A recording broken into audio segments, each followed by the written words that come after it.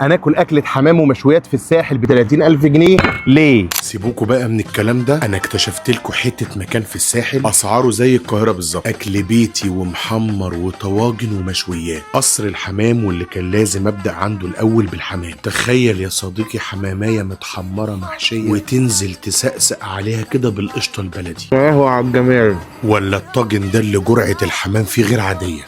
طاجن رز معمر متسقسق جواه حماميه وعليه حماميه من فوق.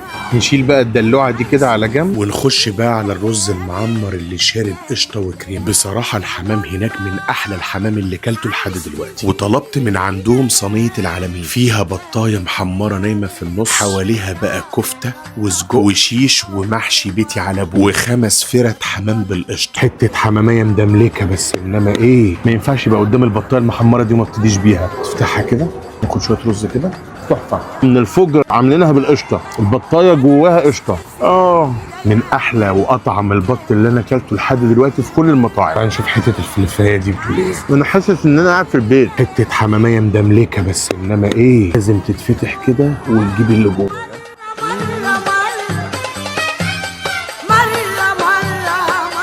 خلطة الفريك اللي جوه تحفة. ولا الكفتة الضاني اللي بتنز وبتلز وتحطها في الطحينة وتودي. حتة كفتة ضاني تحفة. وده المعلم اللي بضعف قدامه. ورق العنب دايب جوه الكوارع، علاقة توكسيك لزلزة. طاجن ورق عنب بالكوارع، يا خرابي يا عرابي. خش بقى يا صديقي عليا بطاجن عكاوي. يا سلام، هي دي اللي تغذي العين والقلب. والله ما مستحملة. راحت فين؟ في بطن ويزو. لا شويه كبده كلاوي ومخاصي بيتعملوا على الجريل. الطعم ده تحفه.